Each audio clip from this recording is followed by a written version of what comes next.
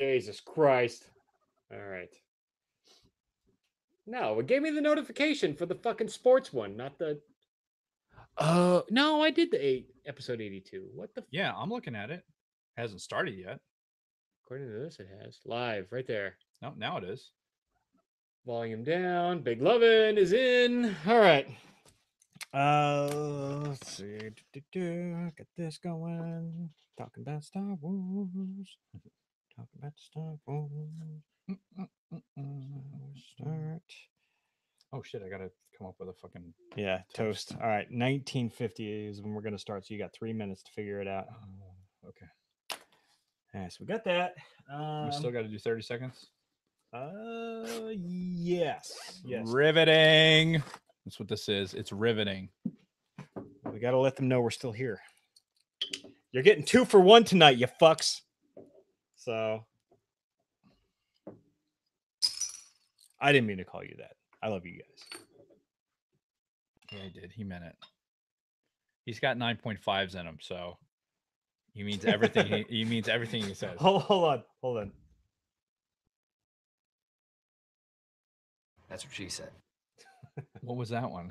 That's what she said. Oh, He's got 9.5. 9.5. Oh, this is going to be good. My tolerance so low. Ladies and gentlemen, this is going to be a Drunk Jason episode. God damn it. Hold on to your butts. All right. We can briefly do the John Williams thing. Did you listen to that track, by the way? I did not. God damn it, Dave. So we may be really brief with that. Isaac, Donald, Scott, Big Lovin'. Oh, everybody's here. The whole gang's back together again. You're going to break into some sort of song there. Colt 45 malt liquor. Speaking of which, it's a dynamite taste. What? We need to coordinate our Cloud 45 shirts one of these days. Remember? I almost wore it today. Yeah, I have a Star Wars shirt on underneath this. Yeah, I was looking at mine in the closet tonight, and I'm like, oh, maybe I'll wear that tonight. I'm like, no, we got to coordinate it because Dave's got the matching shirt. We got to coordinate. Here, I'll take. Jesus Christ. Dave's getting naked over here. You can't see him on camera, but flash of whiteness. He's dead sexy. Look at my sexy body. All right. So if you want my body and you think I'm sexy, I'm mixing up movies there. Two Michael Myers characters. One of them was from So I Married an Axe Murderer. Oh, that's right. The fucking the old Irish. If it's not Scottish, it's crap. If it's not Scottish, it's crap. All right, are we gonna do this podcast or what? We got 1 minute. So you ready? Shit. 1 minute for what? Before we start, I wrote down 9:50 as our start time. Oh, all right. Well, fair enough. Let me just verify the audio portion is recording. We're very professional here at All Things Star Wars. Empire stuff. Lots of Empire stuff. Mm-hmm. All right, I got my list. Got that. Got the notes. Oh, day in Star Wars. All right, I got to close the chat for a little while. Get my Star Wars app up and running. Get ready for the day in Star Wars. I picked 3 dates. Fuck it. We'll talk about 3 dates. Apparently. We'll make it quick. That's what he said. That's what Jason says? Yeah. Every night. All right. We good? Yeah. All right. Yeah. Come on. All right. Give me 30-ish seconds. This is the most lemony looking potato I've ever seen in my life. Look at that. Are you already over there? All right. 30 seconds starting now. Your toast.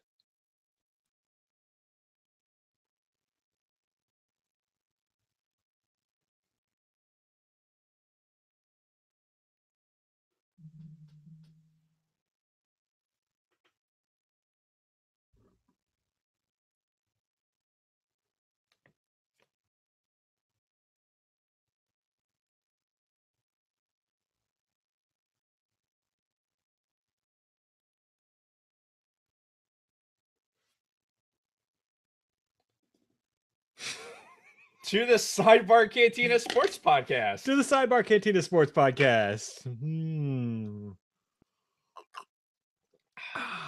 What's it hit your lips? Oh, God. It is good. Have you Yeah. really drank 3? No. Oh.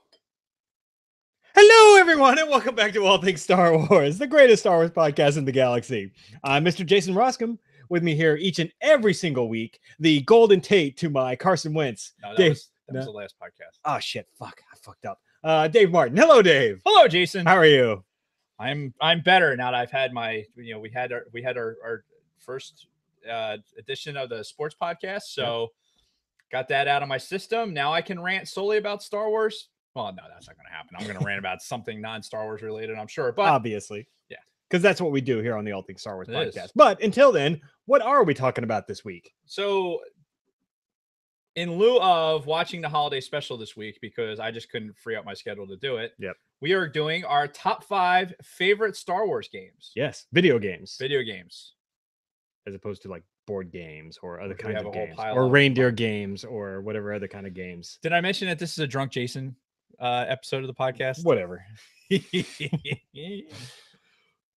So yes, video games. So we're gonna do it. I said what the thing was about. Yeah, just like we're gonna do all of our other top 5, top 10, top 7 lists. We're gonna do our top 5 video games. But until we get to that point, we've got a few days in Star Wars this week. I picked a few different dates because fuck it, like they were all good. So I'm like, all right, we'll do it live and see what happens. This first one is probably the most important one. And this is November 19th, 1977. So that's today. What's today's date? Today is the 19th. So that is today. Very important day. In 1977, 41 years ago? Jesus, I thought you were having a stroke. What the hell just happened? I was doing math in my head. Wow. So 41 years ago today, Star Wars surpasses Jaws as the highest grossing domestic film of all time. As it should. Yep. So what is it? May, June, July, August, September, October, November. 6 months after its release, Star Wars becomes the highest grossing film in North America.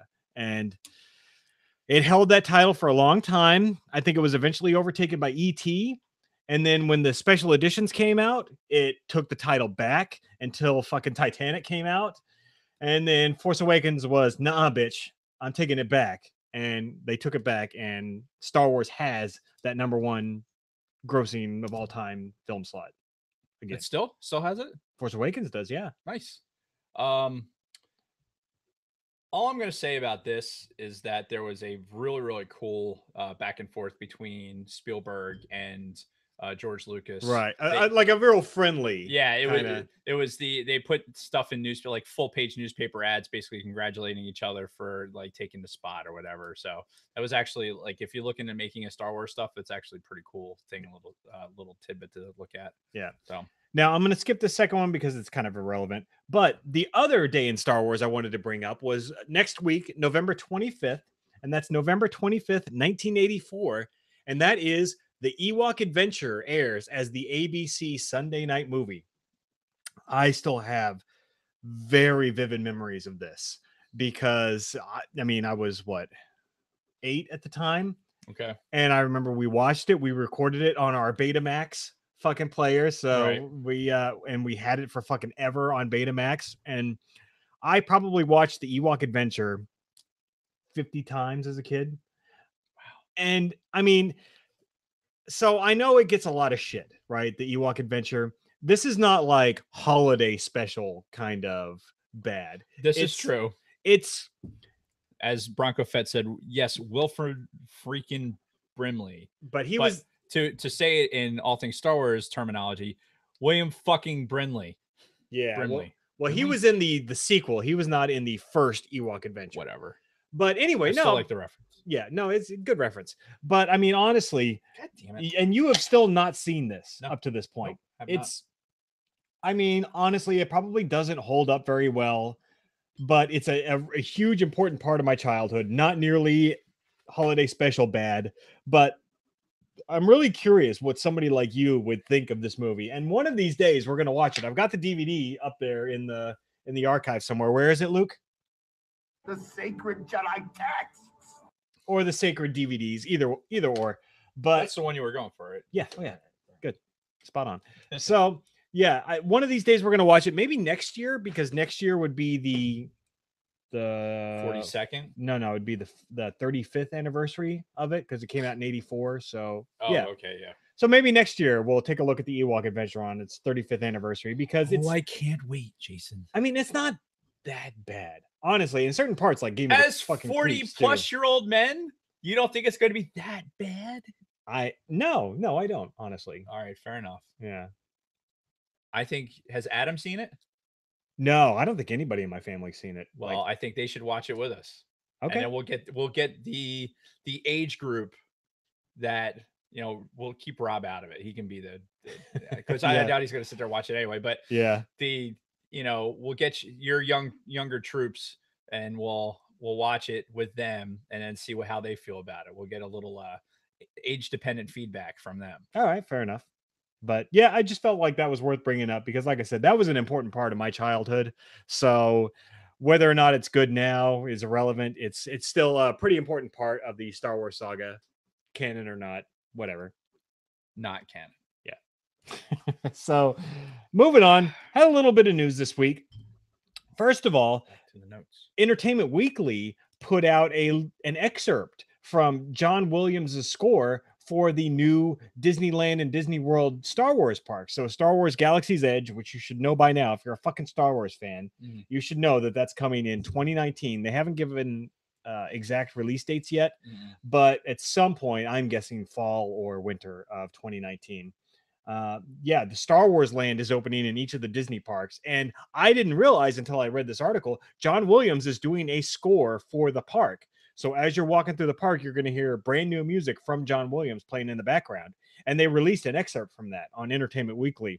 I listened to it. It's clearly John Williams. He has a very specific sound to his music. Yeah. Like you'll listen to any piece of music and that that's John Williams just by listening to it. And you can tell that in this. It was, the themes didn't really stick out a lot. It was fine. It was clearly John Williams. It was clearly Star Wars, but I don't know. Initial listening was just like, it was okay. And I was curious what you thought about it, but I guess you haven't. I didn't get a chance to. I saw there was multiple postings about this. I think StarWars.com had actually posted something about it as well. Okay. So, but I haven't got a chance to listen to it. Look, if it's John Williams, and I know I'm gonna like it. Yeah. Now, is it going to be relevant to anything that we can make an association with, like to the movies? Probably not. I guess it should probably just be part of the experience, but I'm fine with that. If you're standing in line for a ride or something and get to listen to some original John Williams score, fucking bonus, And and the funny thing is that's probably something that 20 years from now will be ingrained in your brain. Like after you've been to like Disneyland and Disney World like 3 or 4 times. After you've stood in line for like 2.5 hours for some fucking Star Wars ride and you've heard it 15 times at least per ride. Yeah, I can imagine that. Yeah, like Star Tours, for instance, in California at Disneyland. I know all of the fucking R2-D2 and C-3PO dialogue as you're standing in fucking line, all of the music that's playing in the background, the fucking other extra droid that was built just for that fucking ride, all of his shit as you're going through the line. All of that stuff is like ingrained in my brain now. So I'm sure this will be as well when the time comes. So I just thought it was worth mentioning. Absolutely. Yeah. Okay. That's it. No, I thought you were going to say something about the chat or something. I was looking at the chat, which threw me completely off. But as they tend bye, to Bronco Fett. He had to run. Sad face. So moving on. This is one of the I guess clickbaity news blips of the week, which is Pedro Pascal may have been cast as the Mandalorian in the Mandalorian TV show. No official word from StarWars.com, the Star Wars show, or any of that shit. So it's not official yet. But if this is true, then I think it's a pretty cool casting move because this is a guy from Game of Thrones. We're getting a lot of Game of Thrones bleed over into Star Wars. Apparently. So, but yeah, this guy was what was his name in Game of Thrones? Somebody in the chat help me out. But yeah, he was a cool character. He was only in one season of Game of Thrones, but he was a pretty cool character. However, the funny thing is I could just picture Dave right now because this guy, he looks very similar, but he sounds exactly like Diego Luna from fucking Rogue One. Exact same like Spanish accent. So all I can think of is Dave saying something like, I can't understand you. Go back to your country. "Oh God." Yeah, well, look, it's not a racism thing. It's just and for Rogue One, it was an inappropriate. I don't know. I just didn't like it. Okay. Yeah. You don't have to like everything. No. And the fact they're gonna base a whole TV show around that fucking clown. Yeah. Whatever. Well, now apparently 2 TV shows based around very similar guys, assuming that Hello. he is My the name Mandalorian. is Inigo Montoya. I killed your father. Prepare to die. I killed your father. Whatever. We'll fix it in post. No, we won't. No, we won't. So, all right. I was trying to find the John Favreau's Instagram. There was like some connection to John Favreau's Instagram that was related to this on one of the clickbait sites. Yeah. Sites? I'm not even drinking and I can't fucking talk. God. What is it? Was one of these postings. There's him with George, and then there's him with I don't know. Never mind. I don't know what's going on. There's right another now. picture with him, John Favreau with George and Donald Glover, and all kinds of fun stuff. So anyway, Yeah. if you want to get insider information onto what's going on in The Mandalorian, you need to follow John Favreau on Instagram. See 3PO. All right, moving on.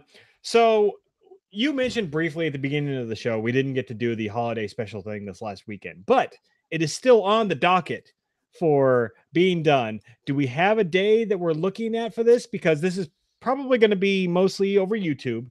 I don't know if we're going to do, we may still release it as a bonus episode of the podcast, depending if we can get the technical aspect figured out. So let me look at the calendar real quick. Because honestly, I don't think we have to commit to the Thanksgiving weekend. Really, it's just got to be sometime between now and Christmas. I would agree. Is the only thing I'm going to holiday hold you to. special. Yeah. So just during the fucking holiday season, Christmas being the most important holiday of the holiday season. What? I didn't say anything. Nothing.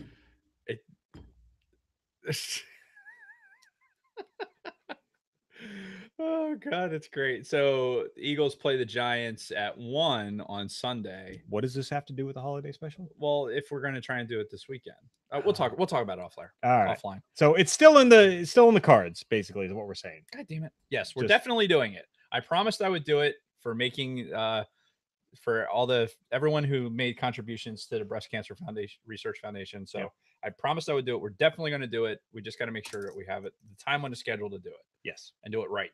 Yes, especially from a technological standpoint, because I want to. That's the one part of it we got to figure out. Yes. Also, yes. Let me get back to the notes. All right, moving on. So we're going to hop right into our week, and we'll start with me, as we always do. Started off, played a lot of Battlefront this weekend with people, by myself. Played with longtime listener, Big Lovin', for several hours on Saturday.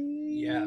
Yes. Yeah, because you were teasing me with it because I was trying to fucking get through calculus homework and write a research paper. Right. So Big Lovin' hopped onto Battlefront with me, and he took Dave's spot as my meat shield, as the person who would suck up all of the deaths, loosen up all of the enemies while I got the final shot in and racked up all of the kills, let them have all of the assists in the world. And it was great. It was fun. Played a lot of Battlefront this weekend with both Big Lovin'. Then Dave hopped in and we were doing like all three of us at one time. And then me and Dave were playing for a little bit yesterday. 6 points. Yes. And just throwback from the other podcast we just right. Did. You forgot already? I remember. I thought it was funny. Big Lovin' thought it was funny. Yeah. So no, it was good times though. Playing Battlefront. Battlefront 1, mind you, not fucking Battlefront 2. Fuck that game. Like I don't know. I don't know why people are still playing. Honestly, I gotta. Well, I don't know why people are still playing it. But I have 100,000. 100,000. God damn it, Jason! Why can't I talk? I got a lot of reasons to not like that game. Yeah.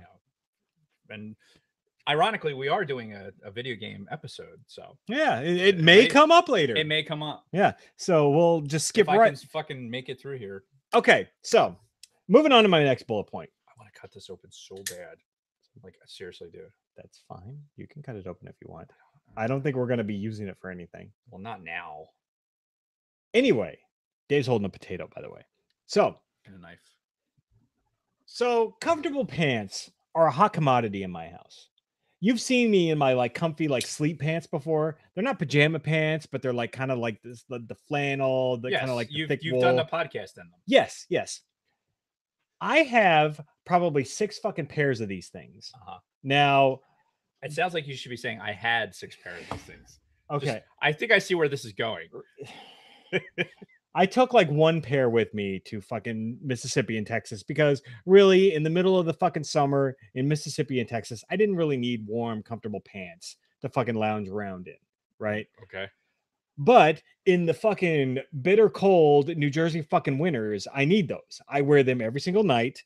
After I get home from work, I'll change into my comfy pants. They're loose, they're warm, they're everything I need to end my evening as far as leg wear goes. And I get home from, all of the shit that I've been doing for the last 9 months. And I'm like, where the fuck are my pants? Like all of them are gone. Mhm. They're all gone. So Kristen's like, oh, well, here, I'll get you one. I'll find you one. I'm like, I mean, you'll find me one. She eventually comes out and hands me a pair. I'm like, all right, I just got home. So this is a battle I'll fight later. Been wearing the same fucking pair since I've been home for like the almost 3 weeks that I've been home. This one pair of fucking comfy pants, I'll wear it for a few days in a row, then throw it in the laundry and hope to God it's fucking clean by the time I get home that day. And finally last night I couldn't find my one fucking clean pair of fucking comfy pants. And finally I just like blew up on Kristen, like, where the fuck are all my pants? She's like, what are you talking about? As she's wearing one of my fucking pairs of comfy pants. Mind you, I have like 6 fucking pairs of these things. And she's like, I don't know what you're talking about. I'm like, look, where the fuck are you hiding my pants? And she wouldn't tell me. She wouldn't tell me for the longest time. I had to basically force her to fucking show me this little hidden cubby in our fucking closet that she's hiding my own fucking clothes from me in. And long story short, I got a package today from my mother. And in that package was a very nice pair of, hopefully you can see these, Darth Vader comfy sleep pants. So I guess they're from a Disney store. The mom will provide. Yes. So thank you, Mom, for getting me these Darth Vader comfy pants. These will be a nice replacement for all the pants that Kristen has stolen from me. There you go, Darth. Please hold these. Oh, God. It was the same thing with hoodies. If I ever got a nice hoodie, it'd be gone. Well, I mean, you have It'd to be hers. expect that with hoodies. Yeah. So well, that's like my t-shirt drawer. Like I'm very, very anal about how I put my t-shirts away. So I fold them into squares, like basic training style. So and then they all get nice and lined up. So the girls in the house know exactly where a big comfy t-shirt is going to be because they're folded nicely in a drawer. Yeah. And honestly, I went through like a couple months in the past couple months where I like didn't fold a bunch of stuff and I was just wearing the same thing over and over again. And so it was kind of in a laundry pile. So I think they went through some sort of like regression. Right. Because then when I got them folded again, sure shit, my daughter comes home from school and boom, she's walking around in fucking, one of my Air Force Nike shirts. Yep. I'm like, God damn it. So yeah, you can't, like, I had to put out an edict in the house that dictated that they would not wear Under Armour shirts because Under Armour like t-shirts is a staple item for me in my wardrobe. So, and they ain't cheap either. No. So, and I believe me, I have some that I've had for way too long and they really need to get thrown out, but I refuse. Yeah. So they're folded nicely. And I was like, no Under Armour. Like if I see one of them with an Under Armour shirt on, I lose my shit. So anyway, you wash your car with that. With what? Kiss your mother with that mouth? The potato? I don't know. So real quick, just kind of try to keep this rolling. Been going to the gym a lot with my son, and somebody in the private Facebook group started the whole hashtag Death Star Fitness Center. I remember we briefly touched on it here on the podcast. Who did that? So I've been rolling with it. So every time I check in the gym now, I do the hashtag Death Star Fitness Center. So I encourage everybody out there, all of you listeners, on social media, if you go to the gym, take a picture. Doesn't have to be of yourself. Take a picture of somebody else. Big Lemon says it was Mark. I don't give a fuck. Sure, whatever. Good job, Mark. Hashtag Death Star. I don't care. I'm telling a story, goddammit. You gotta give credit where credit's due. I like Mark. Don't get me wrong. I mean, but anyway, use the hashtag, post it on social media, preferably Instagram, because fuck Facebook and Twitter. They're dead to me almost. But yeah, post the hashtag Death Star Fitness Center and get out there, get moving, especially in these cold weather months when you can't run outside or do anything else. You know, you can connect your Instagram account to Facebook, right? It is. So when you post something on Instagram, it automatically posts on Facebook. Yeah, it does that. All right. So why fuck Facebook then? Because I'm a Facebook stockholder. I don't need you trashing, my future retirement. All right, fair enough. Just they've chosen political sides, and I'm not too happy about it. Same with Twitter. Well, fuck, I don't pay any attention to that shit. Well, I do. So fuck Facebook. Anyway, moving on. I want to give a quick shout out to my son Robert, my son who I've been going to the gym with. Robert, his good friend Anthony has been listening to the All Things Star Wars podcast. He really likes us, and I want to give a shout out. Thank you, Anthony, for listening. And may the force be with you. Yes. Did you set me up for that? I don't know. Yeah, no, it worked perfectly. What just happened? With the truncated silence? It's going to sound flawless. Awesome. So and we won't talk about it at all. No, not at all. Beyond that, we've talked about this for the last couple of weeks, but I'm going to see Wreck-It Ralph 2 this Wednesday, so 2 days from recording. And from what I hear, that there's going to be a lot of Disney references, like from the fucking princesses to the other like Pixar IPs to Star Wars, because it's all about like Ralph and fucking what's her nuts going through the internet. So it you wouldn't like what's her nuts, because it's Sarah Silverman. You probably have a thing against her. I have a love-hate relationship with her. Sometimes I think she's really funny, but sometimes I think she's just annoying as fuck, and I want her to die. So that would be the definition of love-hate. Yes. So anyway, well, when you see it, you'll have to let me know how it goes, because I don't really have children to take to these things, so yeah. I'll drag my wife out to see it because I don't know that she's particularly interested in seeing it. And that's how I'll end up viewing it. Yeah. But we've talked about it on the show before. We both really liked the original Wreck-It Ralph. Wreck-It Ralph was great. It was a great Disney movie. Yeah, good movie. So we'll see how the sequel goes.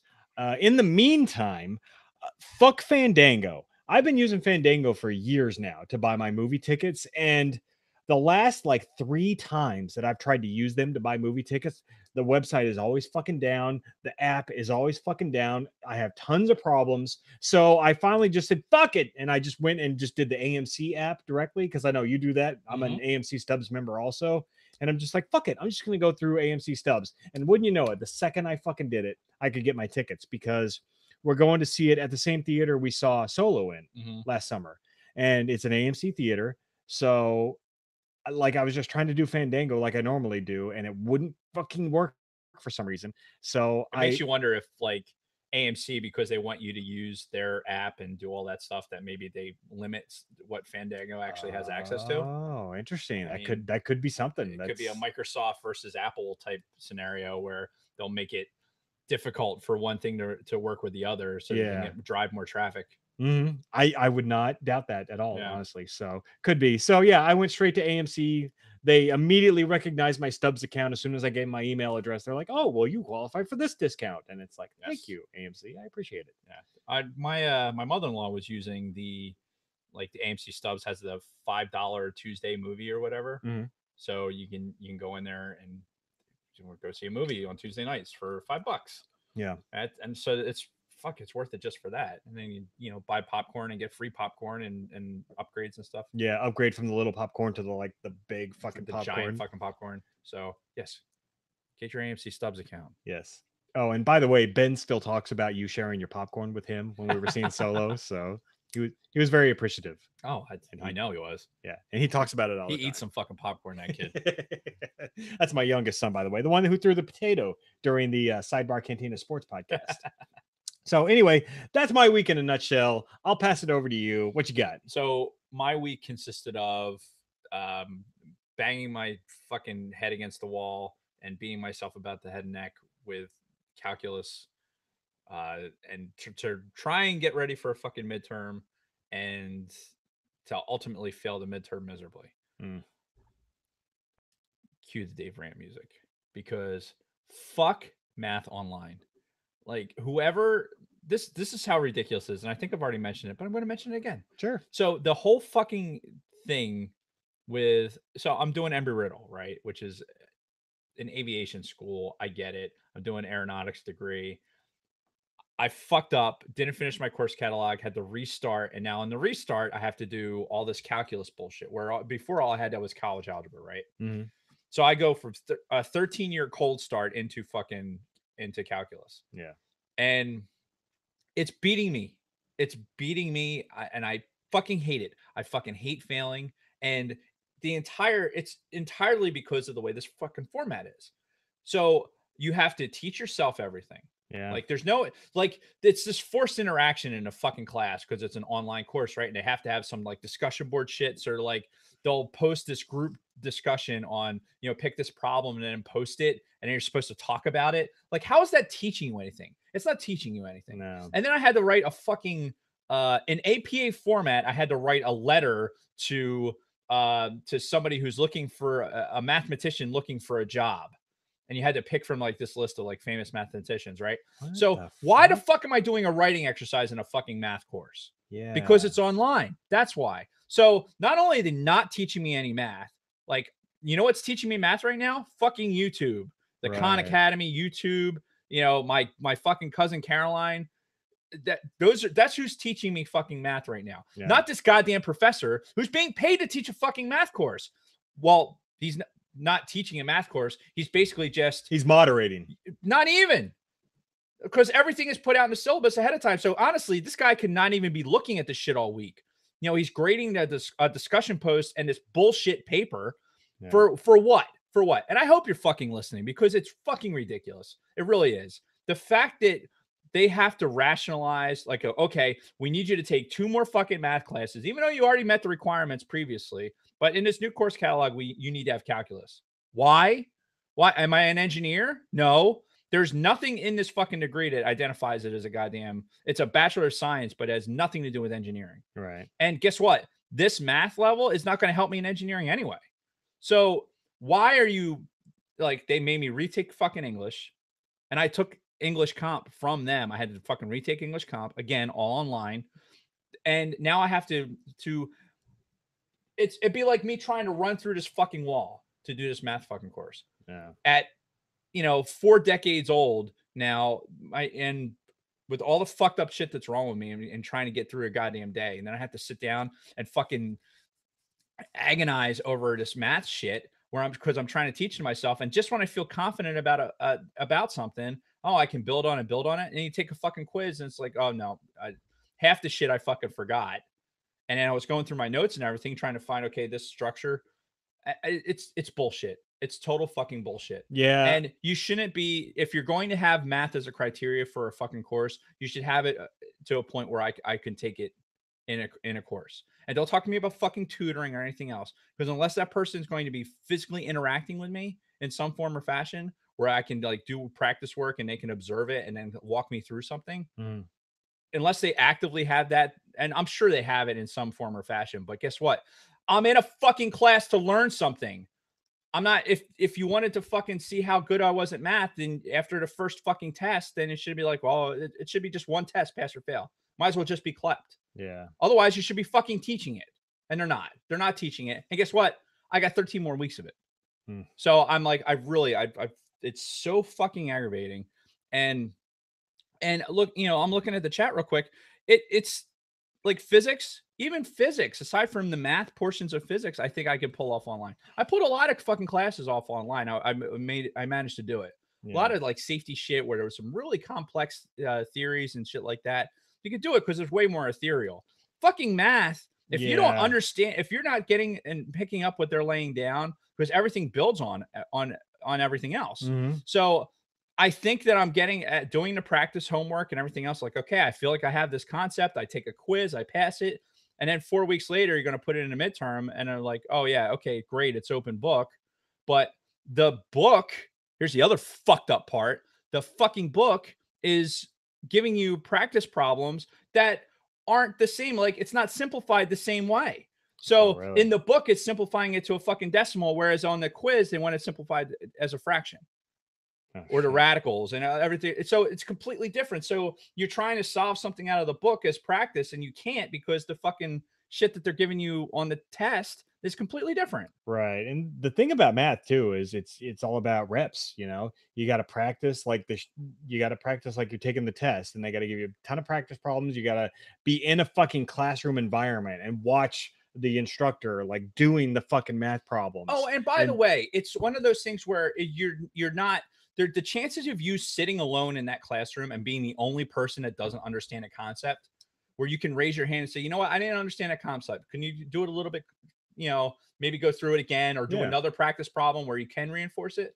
There, it's safety in numbers for that. Yeah. Because you're sitting in a math class, and I've sat like the college algebra class I did for Riddle wasn't online. I sat in a classroom and did it. Yeah. So, and in my statistics class and those classes, I was like, okay, yeah, raise my hand. Yeah, I don't know what a fucking imaginary number is. This is the dumbest shit I've ever heard. Mhm. Can I please move on to something else? Yeah. You know, but the fact of the matter was, I could, you know, me and several other people were all are getting lost. You have that ability. There's no ability for this. And there's nothing in this format that allows something like that to happen. They're solely reliant on you fucking going and doing and finding a goddamn video or finding tutoring or something like that. Why am I paying, or why is the government paying right now? Because the government's paying for these courses through the VA. Why are they getting money to teach a class that they're not teaching? I have a huge problem with that. And it's not just because I'm failing at it. You know, some people are probably really good at math and they've had this math and maybe they're not so far away from it as I am, or maybe they don't fucking deal with a medical issue that makes them really, really tired by the middle of the day. And so to try and sit down in the evening and push through this, I end up having to push almost everything to the weekend. So where I can wake up in the morning and start on it like with you know, being fresh. And at that point, it kills your whole day. It's my whole weekend is fucking screwed. Yeah. That's what I did all weekend, except I got to watch a little bit of football. Yeah. That was in between doing this nonsense. While you guys are having fun and playing fucking Battlefront, you know, Dave's fucking doing homework. I can't fucking wait until this shit is over. Yep. You know, and my dumb ass was actually kicking around the idea of doing my master's. Fuck that. I'm not doing this. No more online bullshit. Yeah, you can't do math online. You gotta do that in a classroom. But all right, so we're kind of running on time here, so let's hop right into our main topic. Unless you have anything else. Time limit. This is. Well, at this point, we're running into my bedtime. Oh, so what the fucking old man, Jesus.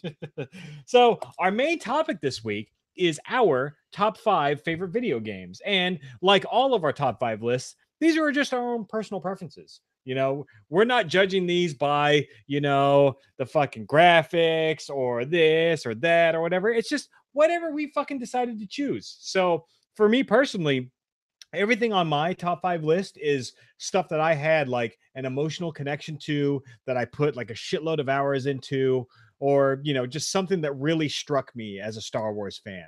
So that's kind of how I base my top 5 list. And I've got a shitload of honorable mentions in here too, that hopefully we'll have time to get to by the end. But we're just going to go ahead and fucking roll right into this if you're ready. Yeah, I'm ready. Let's do it. All right. So we'll do the same old alternating Dave, me, Dave, you know how it goes. What he said. So how are we going to start this week? Because I didn't figure it out as to who should be going first. So if I go first, then you would go 2, then I'd go 1. Yes. That's fine. Let's just do it that way. That way we don't have so to. You're going to go first? I'm going to go first. All right, fuck it. We'll do it live. Go ahead. Why were you prepared to go first? And why would you throw it out there if you were prepared to go first? I honestly don't know. I don't know what's going on right now. We're always preparing. Just go. Yeah. So my number 5. Now, I mentioned this to you, and I think I mentioned it it was via text, but I am very simplistic in my gaming. Yeah. Like I don't have a lot of like detailed like World of Warcraft type gaming. I'm not a big RPG guy. I'm a first person shooter type attention span. So my game choosing preference probably will show a lot of that. Sure.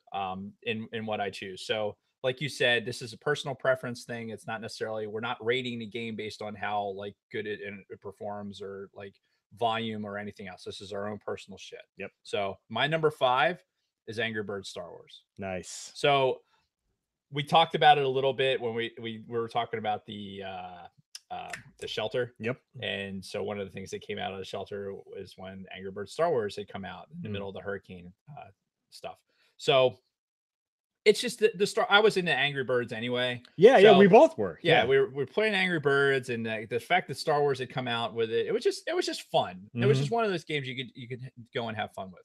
Now, the franchise, like there was an Angry Birds Star Wars 2 that had come out after that, which I also had bought but didn't get as into because I think some of the video game physics like started to annoy me with some of the things that we're starting to get into, and it wasn't a puzzle as much as it was like now there was in-game upgrades and shit like that, where you start having to worry about shit like that, and that just put me off on it. So the original Angry Birds Star Wars game is probably one of my favorite all time on the, as far as your phone games would go. Yeah, and I'll go ahead and add on to this now, since I do have notes about that particular game, and this way we'll just breeze over it when it comes up on my list. But this was the peak of mobile gaming for me, because this was still at the time where iPhones, Android phones were still like on the up and up, and games for them were not about the fucking microtransactions. It was more of, oh, this new game's out, give us $4.99 and you get the game and all of the updates we ever push out. Right. And that's it. And you're done. You don't know fucking microtransactions. No, oh, you can't play anymore unless you give us $5, to increase your health and continue for the rest of the day. None of that bullshit existed at this point in, what was it, 2012, 2013, whatever it was. 12, I think 2012. Yeah, I didn't write a date down. But yeah, this was the peak of mobile gaming before it got taken over by all of this microtransaction fucking bullshit. Crush. It was that Candy Crush era where it pushed you into like, because I know all the Candy Crush people, it was like, it was that thing where instead of waiting for so long to be able to advance, they were addicted to it. So now they're paying a little bit of money so they can advance sooner and do shit like that. And I think that was the floodgates, because Candy Crush made a fuck ton of money. Sure. And I think that really, for me, that's the watermark. That's the high watermark for what ended up happening to almost all the rest of the games. Yep. And that's when mobile gaming died for me, really. And I feel like Angry Birds Star Wars was the last big mobile game that I bought that was, you pay for it one time and you just enjoy it. You just play it from that point. Yeah. Funny story. Have you played it lately? The original Angry Birds Star Wars? No, I have it on my phone. So in anticipation of this, I fucking re-downloaded it last night and played it a little bit. You know what they're fucking doing now? No. In between every single level, you have to watch a fucking advertisement video for another fucking iOS app. You're shitting me. I am not shitting you. And I'm seething as I'm doing this. I'm like, you motherfuckers, I gave you my money fucking 4 or 5 years ago, or whenever the fuck this was, 6 years ago. So what would you have to do? Would you have to like pay to make it ad free? No, they don't even give you that option, because I already bought the fucking thing and I re-downloaded it last night. And in between every single fucking level, you have to watch a video advertisement for some other fucking iOS Star Wars game or some other fucking game. And so you can see it on there, right? Yeah. On my phone. So I don't know if it's been updated to the version that I just downloaded last night, but fuck all you mobile fucking gaming companies and all your horse shit, because you lost me as a consumer when you started doing all of this horse shit, because I don't buy iOS apps. I don't pour a single fucking dime into any fucking mobile apps anymore because of all this bullshit. If you just put out a game and said, give us $8, you can play this game, all of the updates, everything you ever want to do, I would do that. I'm not going to do this fucking microtransaction horse shit that they fucking do on all of these fucking games. So, and I feel like the first Angry Birds Star Wars was the last, hoorah for the classic mobile games. Absolutely. But yeah, that was my number 5. All right. My number 5. This is an interesting entry in my list, because this is the only entry in this list of games that I haven't like played completely to fruition. Mhm. This is the original Knights of the Old Republic from July of 2003. And I say this because I only got maybe a third or a fourth of the way through this game, but based on the amount of the game that I actually played, it still made my top 5 list because the first Knights of the Old Republic game was fucking incredible. I've always been a role-playing game kind of Mhm. person. I've always been an RPG guy. I've always been a Star Wars guy. So when they finally made a Star Wars RPG, I was like, holy shit, I am in. So when this released in July of 2003 on the original Xbox, mind you, it Yeah. was exclusive to the original Xbox for the longest time. I bought it and I played through it, and it was a very weird time for me because 2003, I don't know if you remember or not, but towards the end of 2003, we were ramping up for our second big war that we were about to be involved in. And Yeah. I, as a fairly new enlistee into the New Jersey Air National Guard, was one of the first people pegged to go away and, you know, Right. serve for my country away from my family and everything else in support of And miss Star Wars gaming opportunity. yeah and you know yeah, be away while my game was sitting there collecting dust at my house. So while I was away, my wife's brother and another friend of mine, which I don't know if you and I have ever talked about him, but he was a guy that I was friends with at the end of my stint in active duty, and he was the reason I actually joined the New Jersey Air National Guard. He was homeless for a while and somehow ended up living in my house. And Right. and this was in 2003. So my oldest son was only a year old at this point, 2 years old. So I had a very young child. I had a refugee living in my house, and him and my wife's brother, while I was away, took my fucking copy of Knights of the Old Republic, played through the whole fucking thing, and told me everything that happened. Oh, motherfuckers. So I'm just like, guess I don't need to play it. Mm. So whatever. And that really fucking burned me. And ever since then, you know, I let a few years go by before I tried to play it again. I've tried to start and finish this game so many times, but I've never been able to completely finish it. So I've played like the first 6 hours of this game about a dozen times over the years, That's crazy. trying to get into it and trying to finish it. It just was not meant to be. No, it wasn't. But I do not dispute whatsoever that this is an amazing fucking game. It's built off of the D&D 3, like version 3 rules, I think. Okay. So it like uses like dice rolls. Like you get a weapon that's like a 1d6 kind of thing, and it spells it out for you right there, and like the weapon stats and all that. So this was made by BioWare. I guess they were the company that also made Baldur's Gate and Neverwinter Nights, which were also like D&D variants of PC RPGs.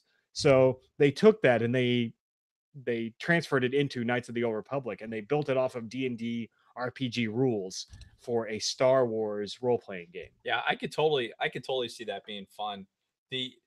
Especially, it's really, for me, it's an attention span issue. Like, Yeah.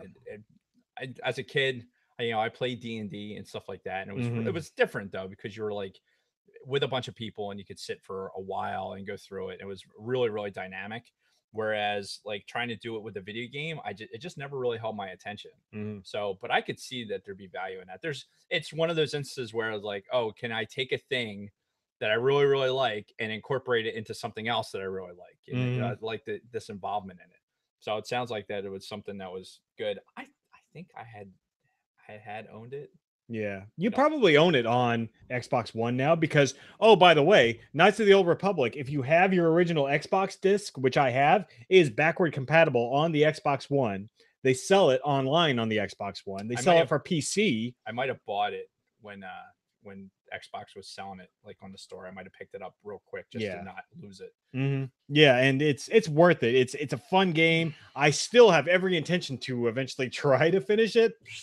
Maybe when I retire, I don't fucking know. Some things just aren't meant to be, Jason. Yep. So moving on, now we're gonna go right to my number 4 because we go you, me, you, whatever. My number 4, Angry Birds Star Wars. Oh, look at that! Yeah, look at that. Don't know what else there is to say.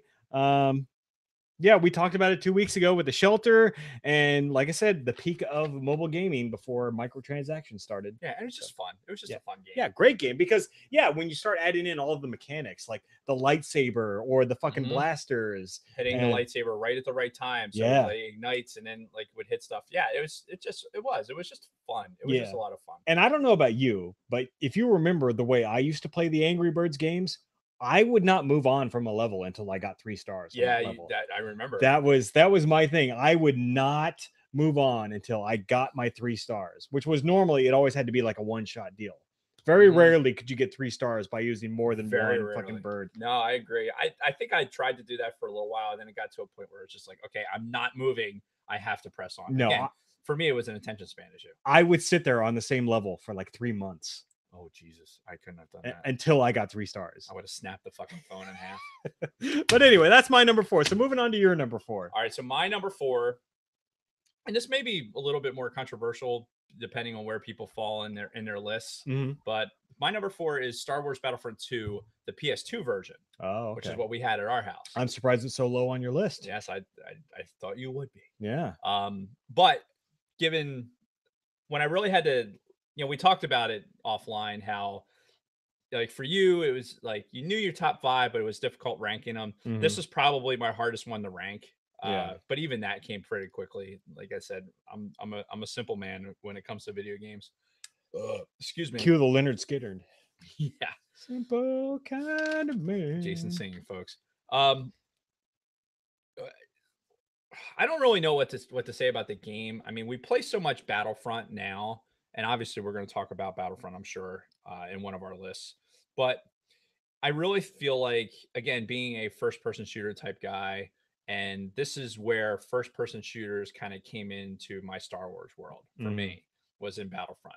The character interaction, there's a bit of a storyline that was there that was unique.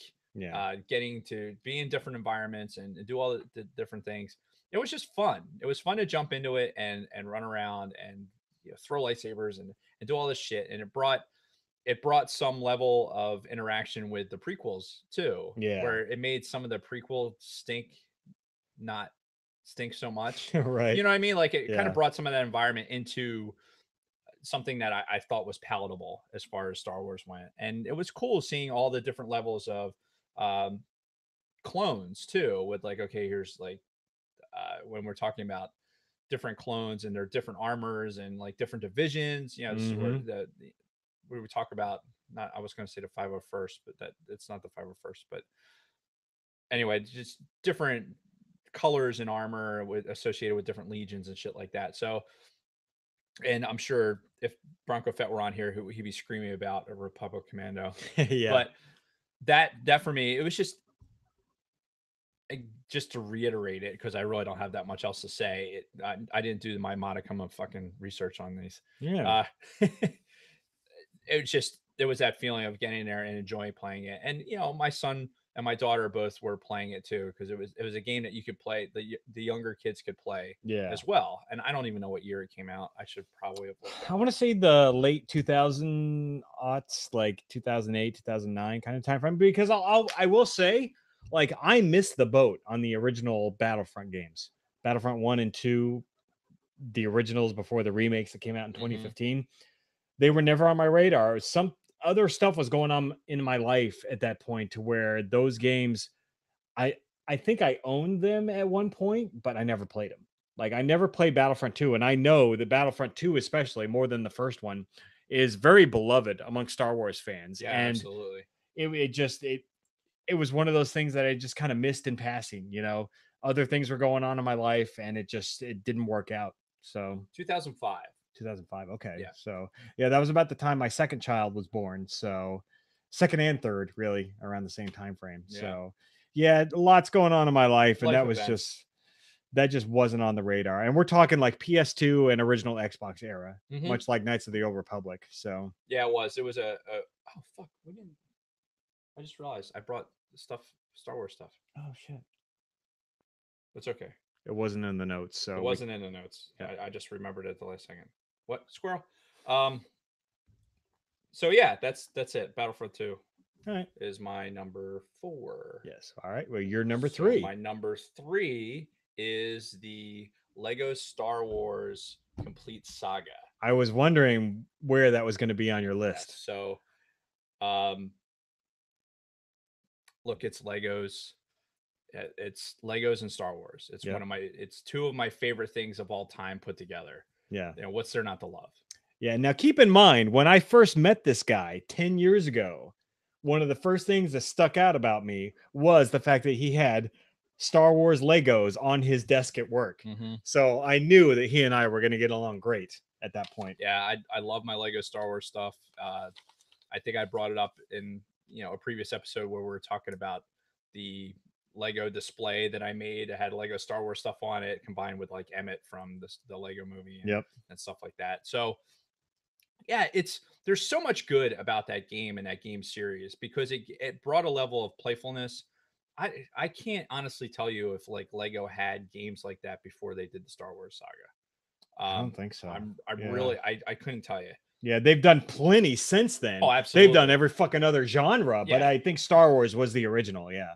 And the playfulness in the game, the fact that it had music, it had the John Williams score, it was in it, but there was no like verbalization between the characters. And the best part of that was like you knew exactly what was going on because while it wasn't like a shot for shot remake of the movies, like as you're transiting through scenes, you like kind of have an idea of where they are in the storyline. Yeah. So you know when you have to get Qui-Gon to go through this particular level, and you first find Jar Jar, and you're on Naboo, and right, and it was the playfulness that they made with the characters that like they weren't afraid to make fun of themselves. Yeah. And the franchise wasn't afraid to make fun of itself, especially with some of the Jar Jar stuff and things like that. And you could push Jar Jar off a cliff like 400 times, and all you do, all right, we're gonna lose a coin, bling, and push them off again, and bling, push them off again. And that was the great thing back when Lucas was still in charge of the whole Star Wars franchise, was he had no issue with people mocking his brand, like parodies and things like that. In fact, he almost embraced it to a point. And yeah, you could really see that in a lot of the Lego Star Wars stuff. Yeah, it's Legos and it's Star Wars. There's two great things that taste great together. What was that commercial for? Oh God, was it 7-Up? I think it was 7-Up. Yeah, lemon and lime. Yeah, that's what it was. Ooh, God. That shows our age. Yeah, and our lemon shaped potatoes. And fun fact, Lego Star Wars is nowhere on my list. So, really? Yeah. Not even as others deserving mention? It was another one that was never on my radar. It was one that kind of passed me by because I was doing other things at the time. So I've played a little bit of the original trilogy, but this is one of the few franchises that I own. I have owned a copy of it on every single gaming system. Yeah. That I have. I had it for a DS, for the Wii, we had it. Had it for PlayStation, PS2, and all throughout the PlayStations up until it's on mobile now too, right?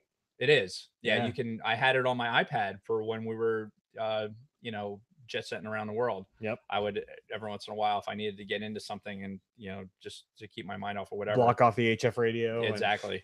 I'd go in there and I'd play Lego Star Wars on here. Now the interaction on an iPad was not nearly as good as on a platform. Naturally, yeah. It was still fun. It's still fun. Sure. And finding all the stuff, and I played Lego Star Wars enough where I could it's almost like Mario to me. Yeah. Like how you could sit and play Mario and know exactly where the hidden blocks are and everything else. Like Lego Star Wars like that for me. Like I'll just walk over, like, oh, I know if I like pick this up and use the force on it, it's gonna turn into a bunch of coins. That's just how I am with that. Nice. It's one of those really super enjoyable titles for me.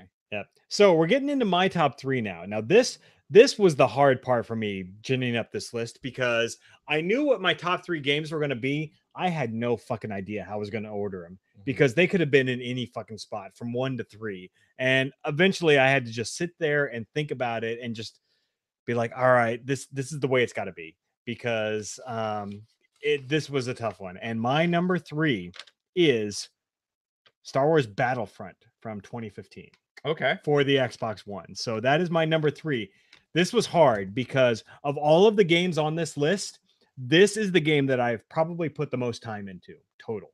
Of all these other games that are on my list, I've played more Star Wars Battlefront from 2015 than any other Star Wars video game in history. And Bye, Brady.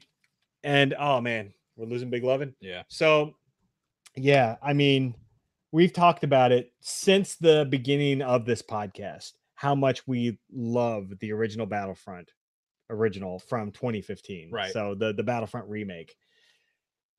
No single player storyline to speak of, but the multiplayer is so good that it doesn't even matter. It's and especially Blast, but not just Blast, because I liked a lot of the different multiplayer modes. I liked Cargo, I like Droid Run. Walker Assault is okay at times, but I mean, really, the meat and potatoes of this game is in the Blast maps and just how much fun we had playing in that together. And even with not playing with you, but playing by myself, like on the PS4 version that I originally bought when the fucking game first came out, mistakenly. But long story behind that. Uh-huh. But even after I made the switch to the superior system, the Xbox, still put hundreds of hours into that, and it's just. I can't say enough about this game. This is like the ultimate Star Wars experience between the fucking graphics, the sound. You feel like you're inside the Star Wars universe when you play this game. You feel like you are a trooper on the front lines for the Empire or for the Rebels. And it is the perfect Star Wars war game, in my opinion. And it was hard. It was hard making this the number 3 choice, honestly, because this could have been anything. This could have been 1, 2, or 3. But based on the other 2 games on the list, I had to put this at number 3 at this point. Fair enough. I have a reasonable assumption of what the top 2 are now. You probably know. You know me well enough to where you know what the next 2 games are. So at this point, I guess we'll do right into my 2, right? Because we're doing 2 of mine. Yep. My number 2 is The Force Unleashed. So the game for the... I knew that had to be one of them. Yeah, for the Xbox 360 from 2008. This game was fucking phenomenal. This was the first Star Wars game where you truly felt like a Force user. You were... The controls took some getting used to, and we'll talk about that in a second, but you really felt like you had a full grasp of the Force. You were doing Force throws. You were using your lightsaber. You were using fucking Force lightning, Force chokes. You were using every aspect of the Force. Granted, you were doing it from a dark side perspective, which, let's face it, that's the better the side, fun right? side, right? That's the better side. Yeah. Right here. So, but yeah, it's the controls. I remember when the game first came out, a lot of people complained about, oh, the controls are so hard to get used to. It was like, oh, Jesus, kind of like learning how to use the Force for the first fucking time. Yeah, you got to get a feel for it. But once you... I didn't even think of that. That's a good correlation now. Yeah, but I mean, once you get a feel for it, once you kind of know how to manipulate the environment and everything around you, you feel like a fucking god at that point, especially by the end of this game. Once you've unlocked all of your Force abilities and you've gotten all your upgrades and shit, you feel like you are just fucking ready to kill the shit out of everybody. It honestly feels like you're not like, how could I get killed in this game aside from falling off of something and plummeting to my death? Like, how what is going to kill me? Yeah, because you're that powerful.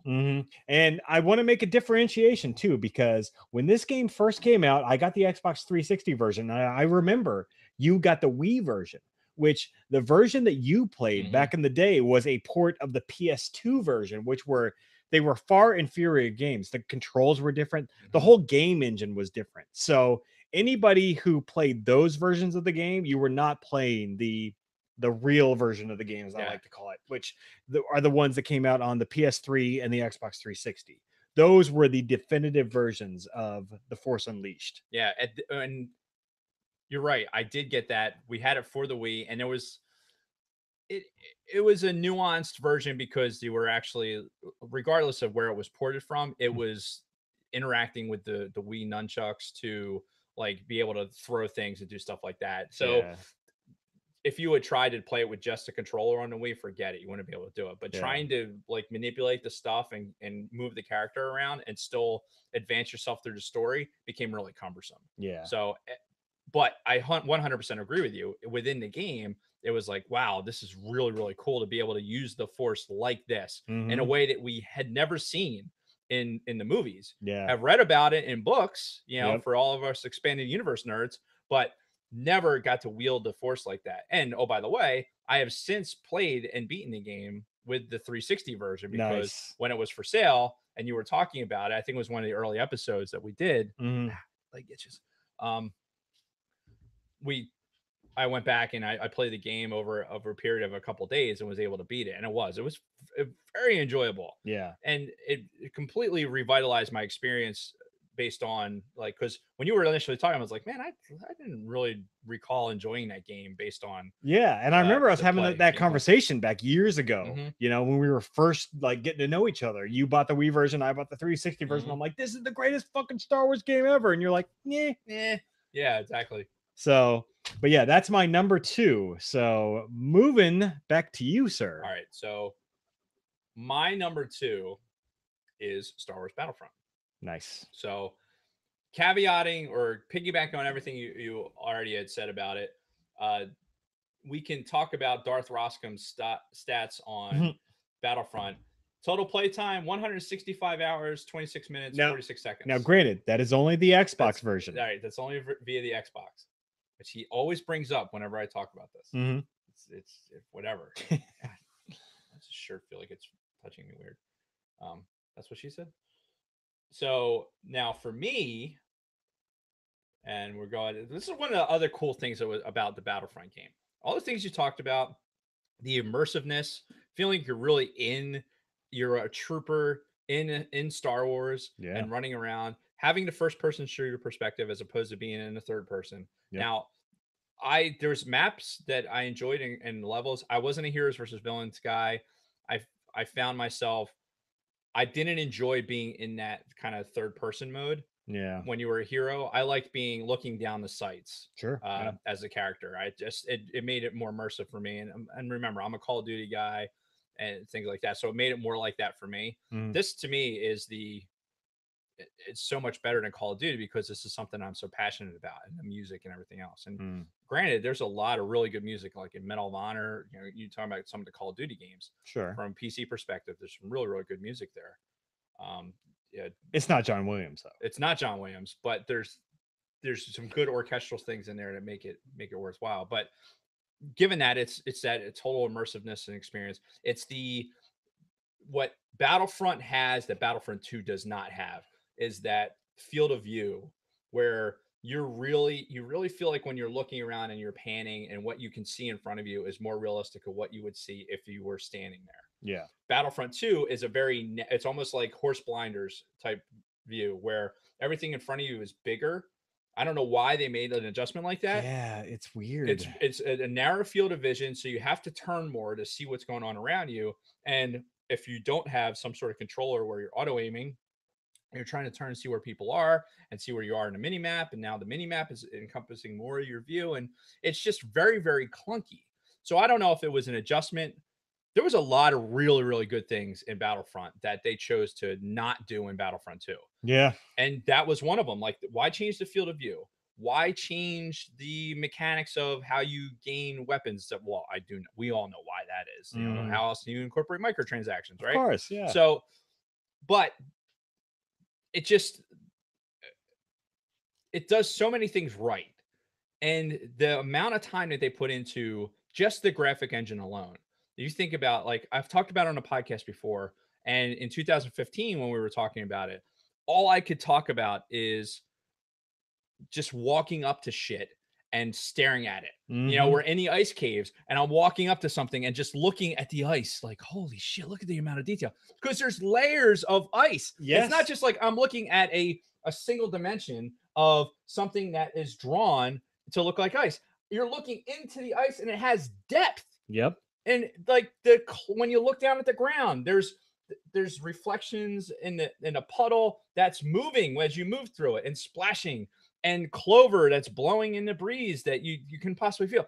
These are the details that make a game like that so fucking amazing. Yeah, and there was a point when I was playing with Big Lovin' over this last weekend where we were playing the map where you're on Tatooine and you're on top of the sandcrawler, the Jawa sandcrawler, and I'm telling him, because we were just like destroying our opponents, and I'm like, if you look out over in this direction, you can see those 3 Imperial walkers, the AT-ATs walking in the background, walking in the thing, and he's like, what? And then he's like, holy shit. So he had that revelation where if you look beyond the playing field that you're actually playing in, there's so much going on. There and the sulfur fields. Yeah, that map. that's a big There's one. a giant. If you can go off by yourself and just not get killed, Mhm. and you just watch what's going on, the massive battle that's going on above you at Yeah. that point, where you have the Republic cruiser that's fucking crashing into the planet. Yep. Because you hear it. If you're paying attention, you can hear you can hear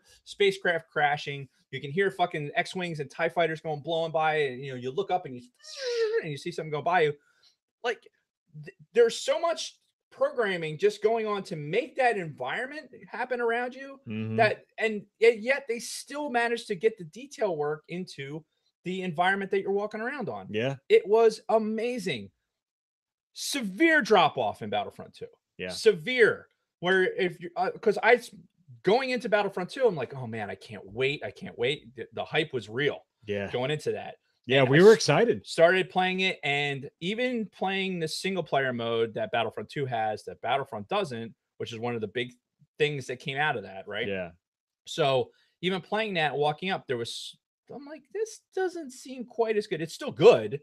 Doesn't seem quite as good. And then when you get into multiplayer maps, one of the things that you do in Battlefront that Battlefront 2 doesn't have is, oh, I'm going to shoot at these rocks. These rocks are going to fucking explode, or they're going to start moving down and around. So if somebody's hiding behind it, it suddenly reveals them. Yep. Or if you're shooting at, you're blasting different things in the environment, those things explode, or those things like break. the fucking the Tusken Raider huts and Yeah. shit like that in the one fucking map. Yeah, it's so there's another layer to what's going on in the game that Battlefront 2 seemed to lose. Yeah. Yeah, it's funny because we always make the comment, or at least I do, when we're on top of the Jawa, not the Jawa crawler, but we're on top of the cargo ship with it in Tatooine. Oh, we and got the Dune Jabba's Sea and all that. Dune Sea. Yeah.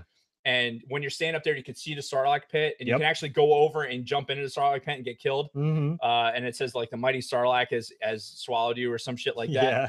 So believe me, we've walked all over these fucking maps. You don't spend the hundreds and hundreds of hours that we spent playing this game and not fucking walk all over the place. Yeah. Speaking of which, I think you were about to mention how many hours you have played. I have 268 hours, 40 minutes, and 38 seconds. God damn. Yeah. So it's a lot of fucking time to spend playing a video game. Battlefront, it's amazing that, honestly, like, I love that game so much. It's amazing that it's not my number one. Yeah, so, same here.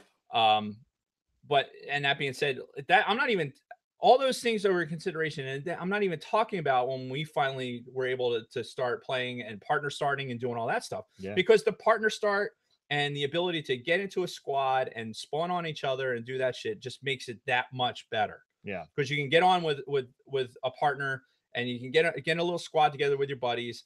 You know, like we've been talking about when Big Lovin' had joined into the group. It's like, we need a fourth guy, so you can partner start on somebody. Yeah, and oh, by the way, we need a fourth person to fucking play with us on Battlefront, because, and since we're talking about it, this coming week is fucking Black Friday. So I can tell you for a fact, Xbox One S's are on sale at fucking every store out there for $200 fucking dollars. $200 for an Xbox One S. So that's the second iteration of the Xbox One. And fucking the original Battlefront you can get for $3 used at GameStop. So and you have no.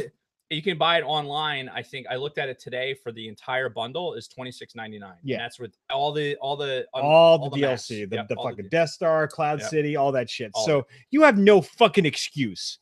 Okay. One of you motherfuckers out there needs to buy a Xbox One and fucking Battlefront 1 and get on there with me and Dave and Big Lovin' and be our fourth person and help us just annihilate fools. So we need a fourth, goddammit. So Solsky is not seeing our way. And you know what, Don? I'm about to disown Michigan just for your stupid fucking PS4 comments. Again, showing you why he's not a true fan. So moving on to Dave's number one. Is it my number one? It is your number one. All right. Which I can't imagine what your number one would be. I have no idea whatsoever. So, as Jason is alluding to, my number one is the Star Wars TIE Fighter. The PC version that I played on a 480, no, it wasn't a 486, but it was probably before that. No, it came Was it out after? It came out in 90. I was playing it in like 96, 97. So So that was probably like a Pentium, early like Pentium. 133 kind of thing. Yeah, it was early Pentium processors. It was on 5.5-inch floppies. I mean, it was a lot of floppy disks. However, the like if you've yeah, TIE Fighter. So if you've listened to this podcast for a minute, I don't know that I've gone more than 2 or 3 podcasts without talking about this game. It was what shaped my, like, what I already had, like a minor infatuation for the TIE Pilot.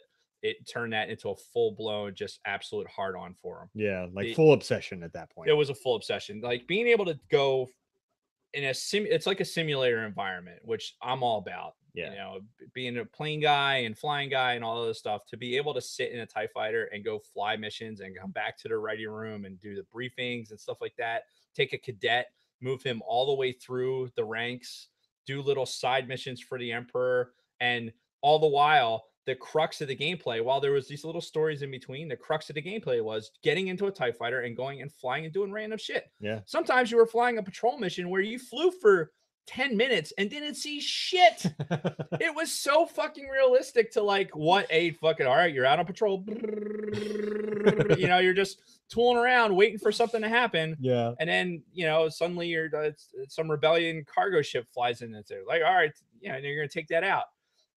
And the other cool part was if you weren't flying in a mission, you could go into the simulator and practice flying in missions where you're actually sitting in a TIE Fighter simulator. And it had like this cool graphic with like, and it like almost looked like a Darth Vader fucking, going into the pod the, and the hyperbaric chamber or whatever it was. Yeah. And I just, there's so many elements to that game. Just the graphics were really good for its time. You had the immersiveness of being in the character, you know, what I forget what my I was lieutenant or all the way up to the point was commander such and such, because you had ultimately you flew through the TIE Advance and you had like what we see as the TIE Defender in Rebels that Thrawn is so hung up on. It's basically that craft, you know, with the three wings, the 3 how you doing. Yeah. So, and that ultimately that was the top of the line ship. Nice. And you flew TIE Interceptor, the TIE Bomber, you know, which you never even think about really, because when do you see the TIE Bomber in Star Wars? Once in Empire, right? In Empire, when they're in the asteroid field. Exactly. Yeah. It's the only time you see it. You get to fly. I probably spent 2 months flying the TIE Bomber and doing TIE Bomber missions. Nice. And understanding its weapons loadout and everything else, and understanding how the radar systems worked on those things and the target acquisition and all that other shit, and fucking annihilating fucking X-Wings. But A-Wings were a pain in the fucking ass. They really were. Oh god, they're so fucking annoying. But it's that simulator environment. Like, I got to be a TIE pilot and sit there, and there's a great picture of me sitting with my infant son on my lap, you know, and I'm playing TIE Fighter, and he's just sitting there just staring at the screen, you know, as I'm playing it. Now, you have mentioned that more than once on the podcast. Yeah, we need to see that picture. Have to find it. Like you've brought that up multiple times to the point where you just have to find that picture and post it in the group. But I was just such a, and for me, video games are an escape. Yeah. Whether it's an escape from some stress or anything else. My wife always jokes that, you know, when I'm playing Battlefront and running around shooting at people and getting blown up and shit like that, it's like, how is this helping you not be stressed out? It's an escape.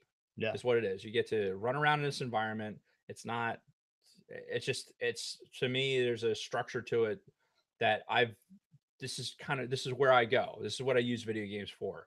And I can't, if I was playing video games like RPGs and shit like that to a point where, all right, I need to complete this storyline, like for the Old Republic, SWTOR, right? Hold on. Yes, the Old Republic. Yes. So like playing that, there's some really neat concepts to it. I like the storylines that are there. I think there's some really interesting aspects to the game, but it's and you need a lot of attention to it. And you need to, there's a lot of times where you're just kind of droning on, and like sitting in a fucking taxi where it's a huge difference when I'm piloting a TIE fighter in a dynamic environment as opposed to just sitting in a cab for fucking 5 minutes. You know, so there's parts like that where it just doesn't hold my attention. So while I appreciate the game and what it brings to our Star Wars universe, it's not for me a playable game, and I can't escape into it because now it's like, okay, I can't just turn on Battlefront. Like I could turn on Battlefront. Why there 260 hours spent on Battlefront? It's because I could sit there, play for 15 minutes, shut it off, and walk away from it. Yeah. And that's the best part. And I get a fix. I get my fix, man. Oh, Joe Rogan. But and that's it. But for the Old Republic, you can't do that. You can't just jump in and out of it like that. You have to really sit, and you have to reach a certain point where you're like, I can't stay awake anymore, or I just the computer's going to melt through my fucking my lap.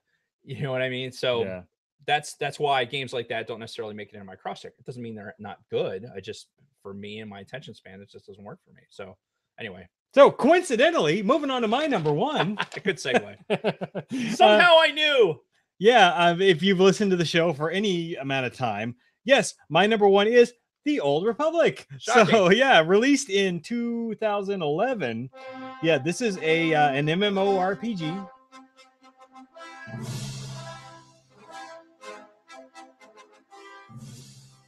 There you go.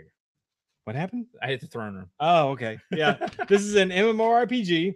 So I'll caveat this with, since about 1999, when the first EverQuest game came out, which was also an online RPG, I've been primarily an online RPG video gamer. With the exception of your Angry Birds Star Wars and your Battlefront and your Force Unleashed, primarily I've always been an online RPG kind of guy. So, your EverQuest, World of Warcraft, that kind of person. So obviously, when a game like the Old Republic comes out, yeah, I'm going to be like honed in on that. And I was like, I bought into the hype. I ate up all 3 of the trailers that came out, which we did a whole episode on, by the way. Yep. And I fucking ate it all up. I pre-ordered it. I pre-ordered the like super duper like $130 collector edition that came with the Darth Malgus statue and all of that shit. And there've been points since this game came out where I've just been balls deep into the Old Republic, where it's just like, this game is fucking phenomenal.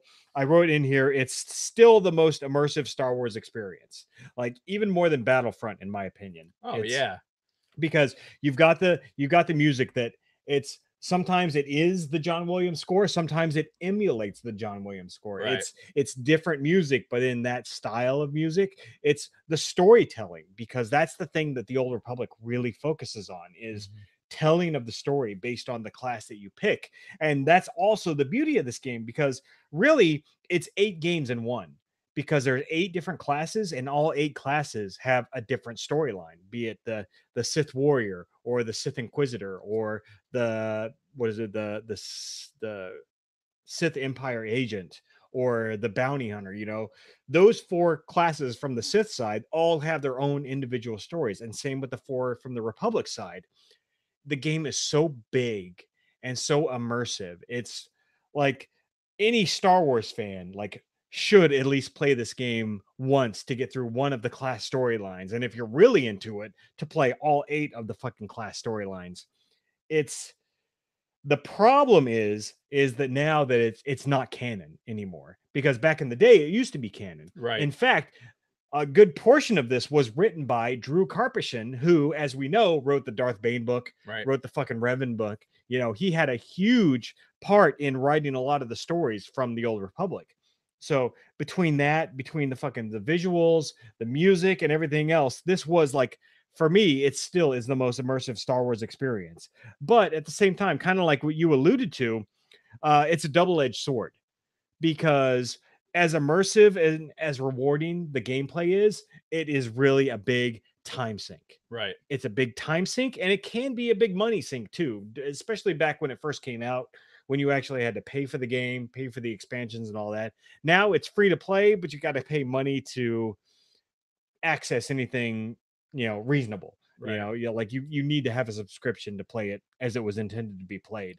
But I can't say enough good stuff about this game. It's really just how much time and money you have to dedicate to it. Mm-hmm. But it is the ultimate Star Wars video game, in my opinion. It's just bar none. Yeah, I can't disagree with you at any point on that, because when you got me started playing it, it was the immersiveness of it and into the story is what really kind of got me on it. And Mhm. I spent I spent enough hours, and I did the subscription thing, Mhm. like you said, and but I didn't. The problem was I was trying to advance myself in the story and really didn't understand like how to make my character better. Like, because Right. you had taken me into like, okay, you go talk to this person, do this, and spend your stuff this way. I didn't have any of that. So Yeah. because I was really trying to get to a point where I caught up in the story, like I was caught up in the story Mhm. because I wanted to see what happens next. You're like, all Yeah. right, go fucking fight these people and kill random fucking groups of whatever, which to me was a little bit tedious, but okay. And then you get Sure. through that point, it's like, okay, where are we next? Like, all right, I'm gonna go fly the system and go to Korriban and talk to this guy. And I liked the planets, how they were demonstrated. I liked the interplanetary travel. I liked the fact that there's expanding universe like right in front of me that was still applied. You know Yeah. what I mean? So and I never got, because you were big into this, and so you got way more accessibility into the Revan character and everything else, where I Yeah. didn't necessarily get that.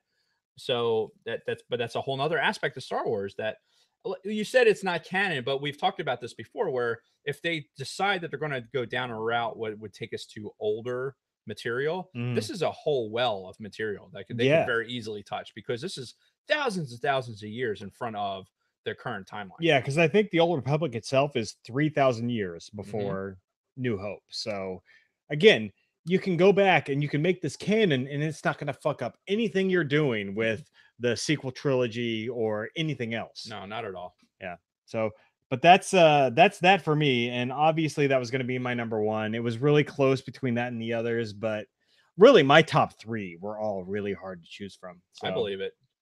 um, I've got some honorable mentions. I don't know if you have anything, but Well, one of my honorable mentions was oh shit, hang on. Was one, it's probably not on yours. And I would have added Force Unleashed, but I kind of forgot about it. I'll be honest yeah. with you. That would have been one of my others deserving mention. Mhm. The one I do have is Star Wars Pinball. Oh yeah. So Old Republic was on there as other deserving mention for me, but we talked about that. So Yeah. Star Wars Pinball is something I had on my original work iPad that Yep, I I downloaded remember to, that. because there was a group of us that had the Star Wars Pinball thing going. We are competing against each other, Yep. and the it's what I just, again, it's a very relating to my attention span. Again, it's, you can go on there, goof off for a little while, collect some points.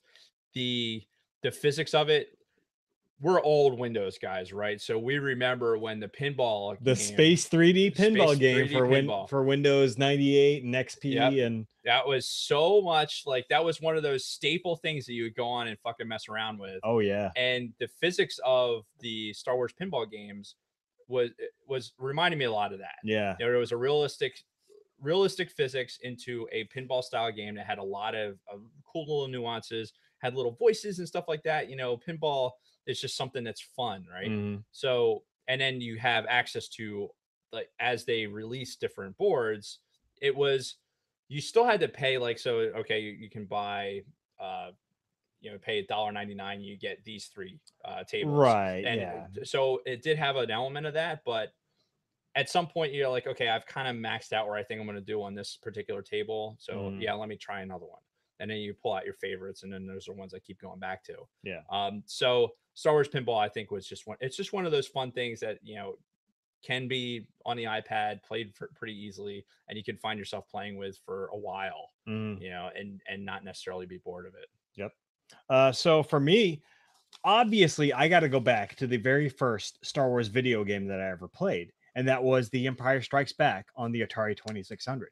Isn't I'm that in here somewhere? It is. It's in maybe the middle drawer, top drawer over there. But yeah, it's going back, like the first video game, the home console that I ever played was the 2600. I had a friend who had one, I had a cousin who had one, so I played a lot of it, and they both had The Empire Strikes Back. and it was very, very simple. All it was you were the little snow speeder, Mhm. and you were shooting it at ats, and that was it. That was the whole fucking game. Yep. Is you flying in a side-scrolling game, like trying to kill AT-ATs. They had like a weak spot that you had to shoot, and eventually you could kill them if you hit them in the right spot. But very, very simple. But I still have very vivid memories of playing this game, and it was the first Star Wars game I ever played, and I don't know. It's probably shitty. It's probably awful Oh, by well, today's yeah. standards, but By there- today's standards, like holy shit. there's a nostalgia aspect to it that just Sure. I'll never be able to let go for as long as I live. You know? Absolutely. It sticks out for me. Another one is Episode 3, Revenge of the Sith. Now we had games me. dedicated to each of the prequels that were, like you had your Episode 1 game, your Episode 2 game, but Episode 3 was unique because it had an alternate ending, which I don't know how many of you out there actually know about this, but there were two endings to the Episode 3 game. One where Anakin gets, chopped up, left for dead in a lava pit. And then there's another alternate ending where Anakin actually gets the best of Obi-Wan, kills Obi-Wan, fucking meets up with Palpatine afterwards. Palpatine's like, "Oh, Lord Vader, you are more powerful than anything. Here's your new lightsaber." He takes it, boom, chops down Palpatine right then and there.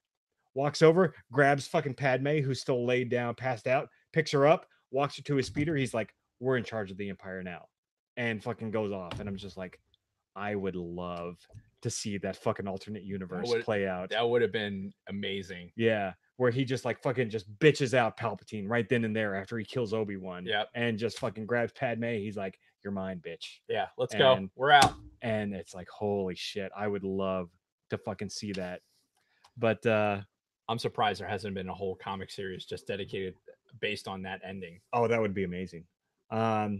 And then I had Rogue Squadron 3D for the N64. It was very similar to your TIE Fighter. Right. More advanced graphics at this point, but it was for the N64. Was that the one that was based on the Star Fox platform or something? Or is that even older? You know what? It might have been built off of Star Fox, like the game engine and all that. But yeah, you were basically flying an X-Wing and you were doing all kinds of different missions. So good game. If you enjoyed the flying stuff. Yeah, the flying stuff and the Rebel side, no Empire side to speak Gotta of. have Empire stuff. Lots of Empire stuff. Yeah, I had the Force Unleashed 2. So I played all the way through Force Unleashed 2. In addition, I just what? I just saw your next one. Oh, okay. Yeah. So Force Unleashed 2, it was not as good as the original Force Unleashed, but it was almost there. And the weird thing is it ended on a cliffhanger. Like, spoiler alert for anybody who doesn't want to know, but you as Star Killer, you capture Darth Vader. You beat the shit out of him and you capture him. And he is now like a fucking prisoner of the rebels. And that's where Force Unleashed 2 ended. And it's like, oh fuck, what's gonna happen? Because they originally planned to make a third one, but because of the Disney buyout and because the second game didn't sell nearly as well as the first one, they never made the third. So it was left on that weird cliffhanger that never got any kind of resolution. And then of course, we've talked about that before. And then of course, the Kinect Star Wars. Awful game. But it gave us the dance number to the tune of I'm Han Solo. I'm Han Solo. Which I'm Han Solo. I guarantee will be the ending score Yep. of this episode if you're listening to the audio version. As it should be. Yeah. As it should be. So when it came out, so many people were so mad. Well, because it was part of the. You could buy the Xbox 360 with the R2D2. The R2D2, face. yeah. And the Kinect was still pretty new. Yep. So, and it was incorporating, we're taking advantage of all this like dance fever shit. Right. And that was the thing. It was like all the dance games were Yep. big with the motion censoring and all that. That's why one of the first things we had for the Kinect was when we got the 360 and we had the Kinect set up and the kids would go down there and they'd play. We didn't have the Star Wars version of it. Right. We had like Dance Central. Yeah. And Whatever those games were. Yeah. Which were kind of neat, but yeah. So yeah, LucasArts followed suit and they made Kinect Star Wars, and it was a way to sell consoles. Well, honestly. sure, yeah, and there were a couple of levels where you were like, using a lightsaber. Allegedly, you were doing like lightsaber fight motions and all that. But the big thing was the dance numbers. There were multiple multiple dance levels where you're we're talking. If you haven't seen any of this stuff, first of all, YouTube it. Yeah, just YouTube. I'm Han Solo. Connect. Yeah, and YouTube it, and then also think this is holiday special-esque as far as how bad it is. It is But I mean, people were awful. so mad. Like the Star Wars fans were furious when this came out. I remember when all that shit was happening. Oh God, but you know me, I'm a big troll, so Oh, I God. fucking love it. You're kidding, You know? really? Yeah. So I just fucking love it. I love the whole Han Solo dance number and all that, even though it's Horrific. pretty bad. Yeah. So that's it. That's the last honorable mention I have. I mean, there are so many more Star Wars games out there Oh, that yeah. we didn't mention. Like, and I know the chat was full of a lot of them that we didn't talk about. Yeah, unfortunately, I couldn't keep up with the chat. Sorry, boys. Yeah, and it's too many to mention. There are probably 50 Star Wars video games at least out there. Well, you got to figure it was a huge, market drive. Yeah. For when different things came out. So, yeah, all right, like having the episode 1, 2, and 3 games. There's no reason to do that aside from to sell based on what the movie's doing. Sure. Like, all right, let's sell a title. Yeah, which I mean, honestly, that's how video games used to be. I mean, you have it Indiana Jones Nintendo game. Yeah. Because there was an Indiana Jones movie coming out, so they'd have an Indiana Jones title and the Batman stuff. Yeah, all those things. That was how they sold video games. It was part of a marketing platform. So, and some games were better than others. Most games were not as good as others. Yeah, and I could get into the story when episode 1 came out. I bought both the episode 1 Racer and the episode 1 Phantom Menace, video game the day they came out, because I was like in Star Wars fever at the time. Right. They didn't quite pan out, No. but we could go on for multiple episodes about this kind of stuff. Yeah, that was a terrible waste of that Pod Racer. Game. That could have been done so much better, even with the technology at the time. Yeah, with today's technology, fuck, they could make a really good game. It's a shame episode 1 has such a horrible stink to it that they probably would never be able to get away with it. But I mean, realistically, people still look at the pod race scene as one of the better parts of Phantom Menace. So aside from the announcers, and the Hutts, and Anakin, and Jar Jar. You know what? Never mind. Yeah. So, all right, that's it. That's the video game episode. I mean, I know, like I said, there's a lot we didn't cover, but fuck it. This is our list. So if you don't like them, suck my balls. It's our list. It's our show. Yeah. So, like he said. Yeah. We're going to do what the fuck we do and get over it. So for next week, we haven't really talked about it. So I don't know what the hell we're doing next week. I don't either. Well, potentially holiday special. Yes. If we can work it in. Yes. And if not, we'll come up with something and it'll be just as good as this was. Yeah. Yeah. Because we came up with this one. Well, Dave came up with this one at the last minute. Dave actually did things. I'll give you the full credit for this episode idea, but it was good. I mean, I think we had some really good conversation, and hopefully we converted at least one of you motherfuckers to spend $203 to buy a fucking Xbox One and Battlefront 1. It's going to be more than 203. How so? Well, it's $199 and then tax. So you're being taxed probably 6 or 7% on $200. Unless you're going to AFES. So for all you veterans out there. Yeah, veterans now have AFES access. I don't know how you would go about enabling that, but some of us retired ID card holders don't have to worry about shit like that. Indeed. So with that, until we figure out what we're doing next week, all the listeners, thank you. Dave, thank you. And may the force be with you. May the force be with you.